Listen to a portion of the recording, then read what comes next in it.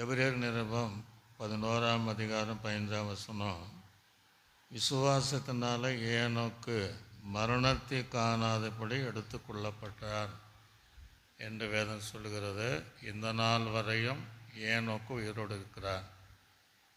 உபத்திர காலத்தின் மைய பகுதியில் மீண்டு வருவான் என்பதே நமக்கு நல்லா தெரியும். இந்த நாள் வரையும் அவன் மரணத்தை காணப்படாபடி தேவன் அவனை எடுத்துக்கொள்ளப்பட்டான். தேவன் அவனை எடுத்துக்கொண்டபடியினால் அவன் காணப்படாமல் போனான். 300 வருடங்கள் 365 வருடங்கள் இருந்தாலும் 300 வருடங்கள் அவன் தேவனோடு கூட நடந்தான், தேவனோடு சஞ்சரித்தான், குடும்பங்களிலும் குடும்ப ஜீவிதத்திலும் உண்மையுள்ளவனாக இருந்தான். அது மேல வசனம் எல்லாம் அவனை இவனை பெற்றான், இவன் அவனை பெற்றான் என்று தான் பார்க்க முடிகிறது. இவன் வேத வசனத்தின்படி சந்ததிகளை பெற்றிருந்தால் அது நடுவில் தேவனோடு நடந்தான். அதனால் அவன் மரணத்தை காணப்படாதபடி எடுத்துக்கொள்ளப்பட்டான்.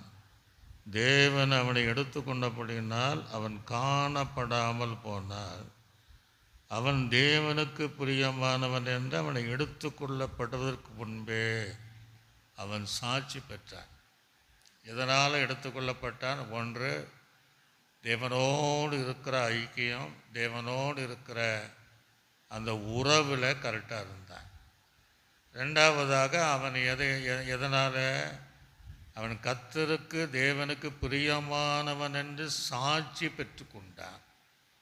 இதே போல் ஆண்டுடைய ரகசிய வரிகளை நாம் போக வேண்டும் என்றால் தேவனோடு இருக்கிற அந்த ஐக்கியம் உறவு சரியாக இருக்க வேண்டும். எங்களுடைய ஐக்கியம் பிதாவாகிய தேவனோடும் குமாரனாகிய இயேசு கிறிஸ்துவோடும் என்று பவுல் சொன்னதை போல நாம் ஒரு நிமிஷத்தில் மறுரூபமாக்கப்படுவோம் என்றால் மரணத்தை காணாத ஒரு மறுரூபமாக்கப்படுகிற வாழ்க்கை தருவார். ஆக ஒரு சாட்சி ஜீவியம் நமக்கு தேவை.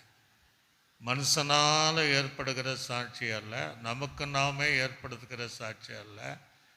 தேவனால் நமக்கு சாட்சி உண்டானால் ஏனோக்கு எடுத்துக்கொள்ளப்படுவதை போல சீக்கிரமாய் மத்திய ஆகாயத்தில் நம்மை எடுத்துக்கொள்வதற்கு சீக்கிரமாய் வருகிறார். இந்த வசனத்தின்படி ஜீவிக்கிற தெய்வ பிள்ளைகளை ரகசியங்களை எடுத்துக்கொள்ளும்படி வெகு சீக்கிரமாய் வருகிற தேவன் நன்றி சொல்லி ஜெபிக்கிறோம். இயேசுவின் நாமத்தில் நல்ல பிதாவே, ஆமென்.